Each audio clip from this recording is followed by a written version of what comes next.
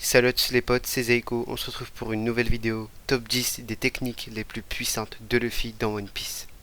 Top 10, on se retrouve avec le Gomu Gomu no Red Hawk, ou littéralement Showing Point Ardent en français.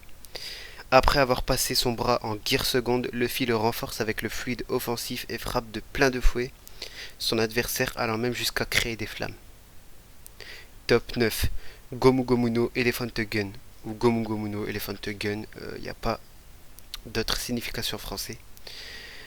Luffy passe son bras en Gear Third, le renforce grâce au fluide offensif et donne un coup de poing gigantesque à son adversaire. Cette technique est utilisée la première fois contre le Kraken. Top 8, Gomu Gomu no Elephant Gatling, ou Gomu Gomu no Elephant Gatling en français. Luffy passe ses deux bras en Gear Third, le renforce grâce au haki de l'armement et donne une série de coups de poing gigantesques à son adversaire. Cette technique est utilisée pour vaincre Oji Jones et pour détruire partiellement le Noah.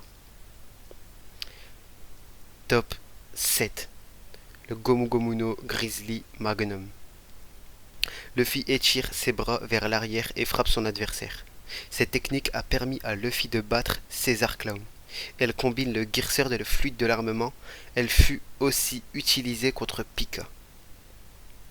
Top 6, Gomu Gomu no Rhino Schneider.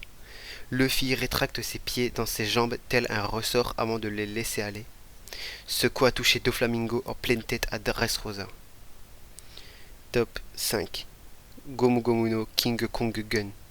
Luffy, tout en étant en Gear Force, utilise le Gear Third pour faire gonfler son bras, ce qui le rend donc bien plus puissant et massif qu'avant. Cette attaque a été utilisée pour mettre KO Doflamingo à Dressrosa. Top 4, Gomu Gomu no Kong Organ. Cette attaque est semblable au Gomu Gomu no Kong Gun, mais Luffy l'applique à la manière d'un Gomu Gomu no Jet Gatling Gun. Cette technique est utilisée pour mettre KO Cracker. Gomu Gomu no Jet Gulverin, ou Gomu Gomu no Jetto Kavurarin en chinois, ou en japonais, je sais plus. Version plus rapide du Gomu Gomu no Culverin en Bundeman, Luffy comprime son poing puis le relâche. Il utilise Python pour que la trajectoire de son poing suit les mouvements de l'adversaire. Plus son bras s'étire, plus il va vite, utilisé la première fois contre Katakuri. De plus, la force de cette technique est suffisante pour faire reculer Katakuri. Top 2, Gomu Gomu no Black Mamba. Cette technique est similaire au Gomu Gomu no Kong Organ en Bundeman, mais couplée avec le Culverin. Luffy cambre ses deux bras en arrière puis les comprime pour ensuite les relâcher.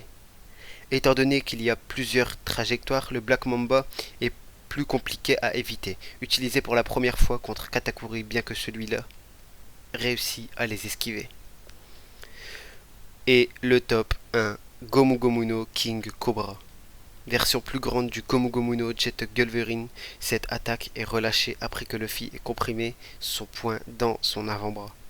Sa trajectoire fait le tour de Luffy afin d'augmenter sa vitesse et sa puissance, utilisée pour la première fois contre Katakuri, qui utilise sa technique Zangirimochi.